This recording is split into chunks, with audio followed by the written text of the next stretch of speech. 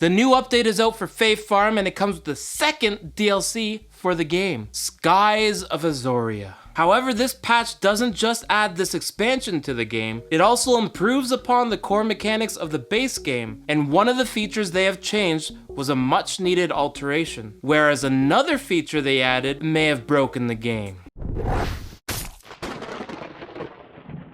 The main feature they have upgraded, not only in the DLC, but in the base game as well, is the fast travel mechanics via the way shrines in the game. Before, when you would go to use the shrine to travel, it would bring up the world map and you would navigate to the location you want to warp to. Then it would bring up two options: yes, go now, or cancel. But the default choice was always cancel, so I would always accidentally hit cancel instead. Not only does it back you out of the location selection, but it also moves your selection back to your main base. Then I kept accidentally clicking that. This was super frustrating, but now they have fixed it. Now you just meander over to your desired destination and hold the A button. This is a huge improvement and way less frustrating. In addition to this improvement, now the warp map displays the same information as the map you can access using the minus button. Before, your warp map would only show the locations you can fast travel to. Now it also shows the villagers and also where active quests are. Another very much welcomed feature they have added with this patch is the ability to pin shop purchase recipes. Now you can easily track the materials you need for your desired item. This is super handy, as before they added this feature,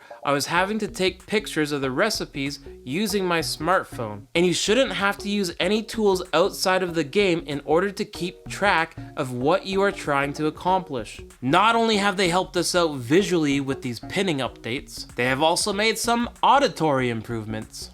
In the options menu, they have added the ability to separately adjust the music, character voice, and sound effects volume. This is a very nice addition because with these cozy farming games, a lot of people will watch their favorite streamers or binge some television shows or movies. So being able to turn the music in the game down will be handy. Also, I found the characters' voices to be a bit unnecessarily loud.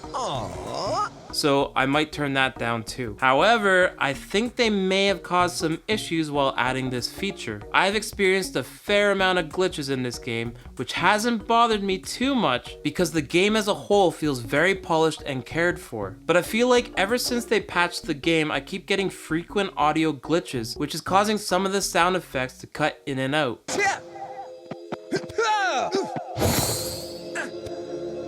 And there's nothing that gets me out of my game immersion more than shoddy audio. Shoddy audio. Shoddy audio. That's fun to say.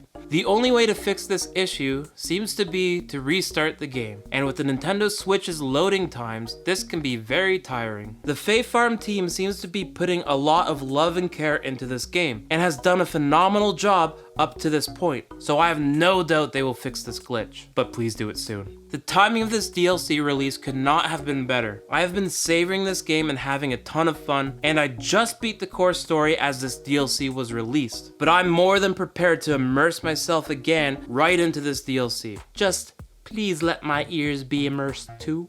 There are a few other little tweaks and fixes that they've added to the game as well, but I'll leave the full patch notes, a link to it in the description down below. But until next time, keep on questing.